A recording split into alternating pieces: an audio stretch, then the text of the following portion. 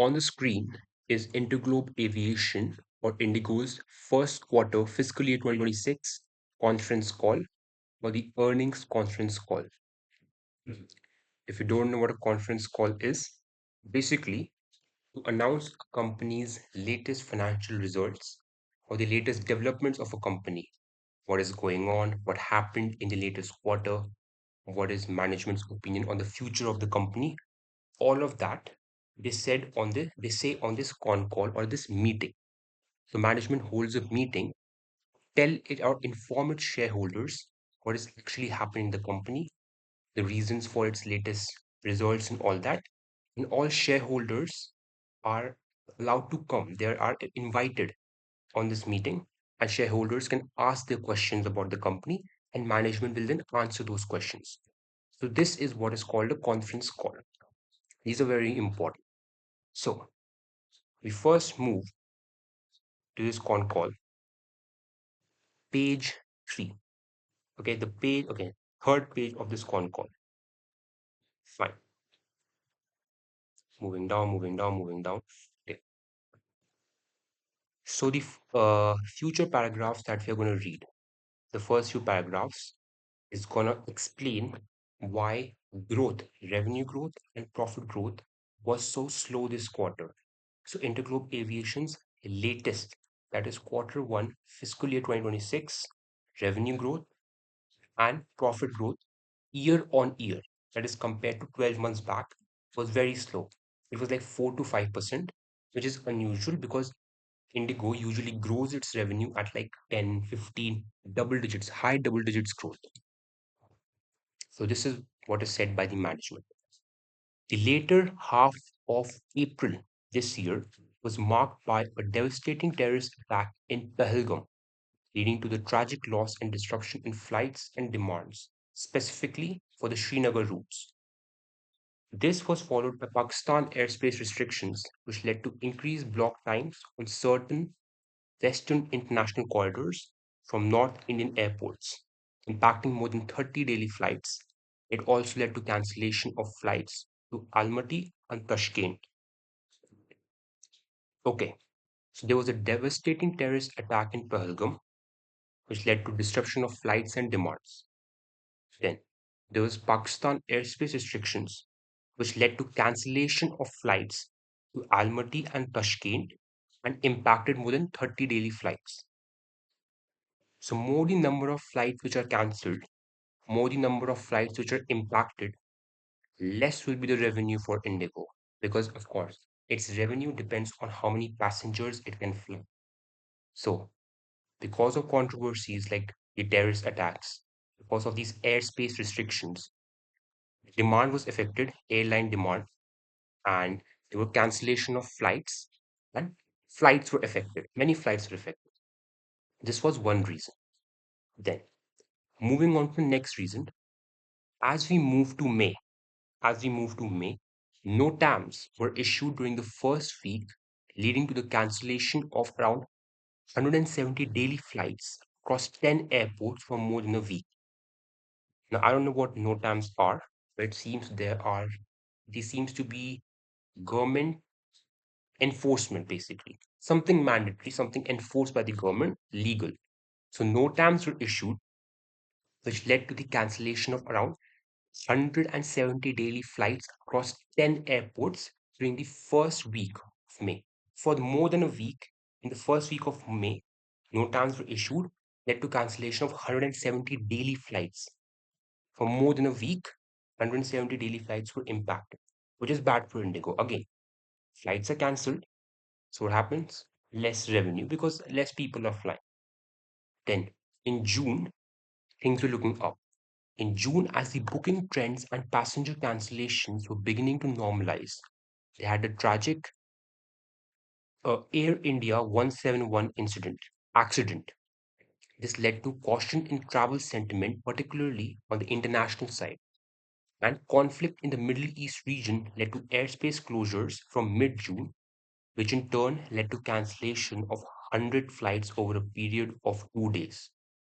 So the Air India accident, then conflict in Middle East region led to airspace closures.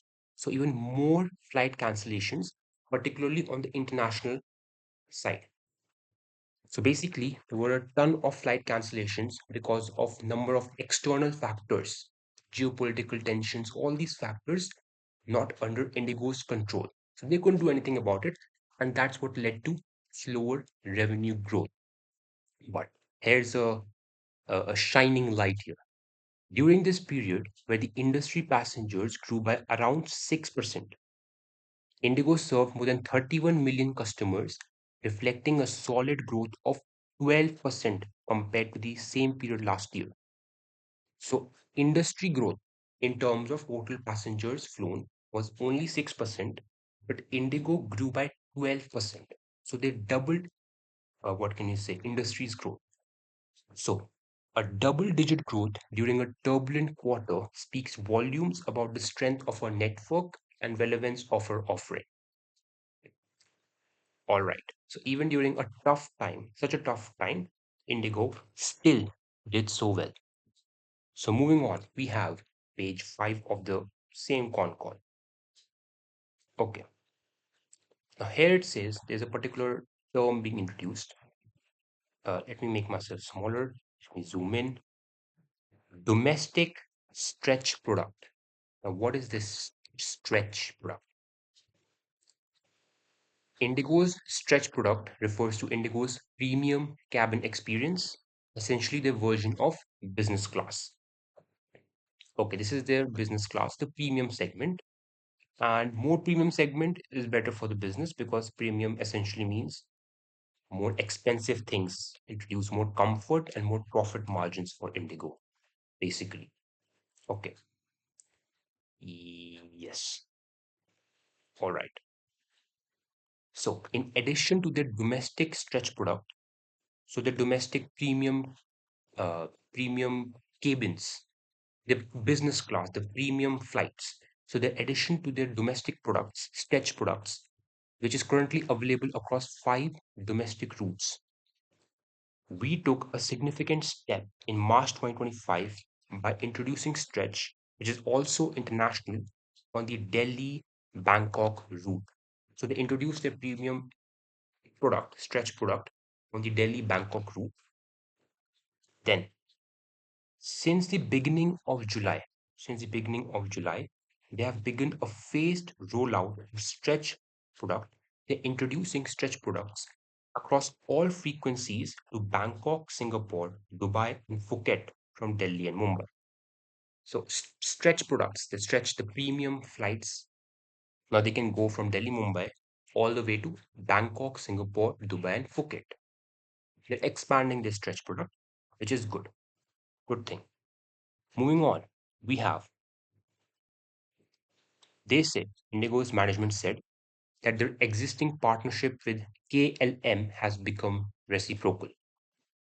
What this means is, first of all, KLM is another airline, it's an international airline, and they earlier had this agreement, okay, a one-way agreement, which meant that KLM could offer its customers access to Indigo's Indian network.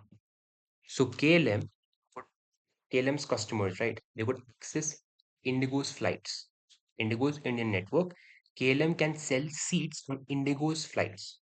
Now we have a two-way agreement between them, which means Indigo can sell seats on KLM operated flights, and KLM can now sell seats on Indigo's operated flights. Right, and it's better for passengers because now Indigo's passengers can now book flights from Amsterdam to 30 European and UK destinations because KLM is a Europe-oriented international airline. Okay, back to the con call. Yes. So the existing partnership with KLM has become reciprocal. So now both of them can sell seats on each other's flights. That will enable Indigo customers enhance connectivity to 30 destinations in Europe and UK to Amsterdam. Then, their existing relationship with Japan Airlines has also become reciprocal, meaning they can now place their marketing flight codes on Japan's airline flights between points in Southeast Asia and UK. So now they can sell seats, Indigo. customers, if you're an Indigo customer, now Indigo can sell seats on Japanese airline flights between points in Southeast Asia and Tokyo. So more relationships. Then, in addition, they have signed a code share agreement with Jetstar, enabling convenient connections to Australia and New Zealand. Then they announced a partnership with Delta Airlines, allowing Indigo's customers to connect across Delta's broad transatlantic network. Then, finally, the partnership with Virgin Atlantic will also become reciprocal and enhance connectivity between India, UK, and North America. So many of their partnerships across the globe with different international airlines or national airlines have now become reciprocal, meaning Indigo's customers cannot travel to more and more regions. Better connectivity, which is good for Indigo. Moving on, we have what do we have? Yes, yeah, okay. So while the first quarter saw some impact of external headwinds, a wind coming at your head, so it's pushing you back. Headwinds, bad for a company. Tailwinds, a wind's coming from behind, it's pushing you forward. So, while the first quarter saw some impact of external headwinds, the second quarter is witnessing stabilization and very important, they remain optimistic for third and fourth quarter to have a strong rebound and growth. So, second quarter stabilization and third and fourth quarter should have strong growth, expecting strong rebound and growth. Then, yeah, strong rebound and growth. Moving on, we have page number 8 of the Concall. Page number 8. Yes. Moving on, capacity guidance. What is capacity guidance? The total passenger carrying capacity. Important for Indigo again because they only make money if they carry more passengers on their flights and if they have more flights, more passengers, more money. So moving on to the capacity guidance. Guidance means their targets. They remain firm on their full year capacity guidance of early double digit capacity addition. So they want to grow. They are firm. They're confident that they will grow their total capacity by early double digits 10, 12%, 13%. Around that, they want to grow their capacity. And yes, okay, further on the revenue side, basis the July trends, they're estimating similar passenger unit revenues. So similar revenues per passenger for the second quarter as compared to the same period last year. Then, as Peter mentioned, Mr. Peter is a part of the management. The July trends confirm stabilization and they're expecting further recovery in August and September. So on the revenue side, I believe they're estimating similar passenger unit revenues. So second quarter revenues will either be stabilized or slightly better, basically. Slightly better, not amazing growth, but slight growth. And August and September, for the total revenue, they expect revenue to be better. I think we only have one more thing to see. One more thing to see here.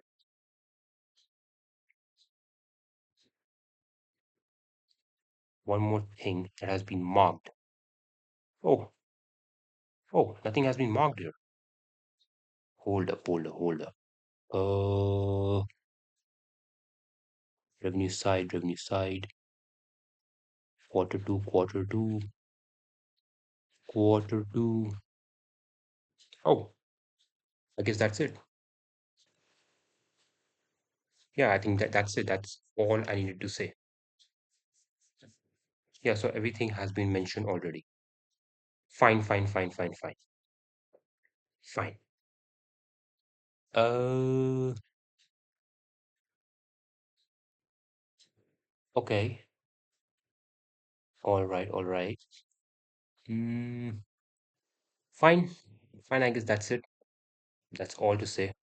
Uh, Capacity guidance for full year, they're saying they want to add around double digits, early double digits growth in capacity.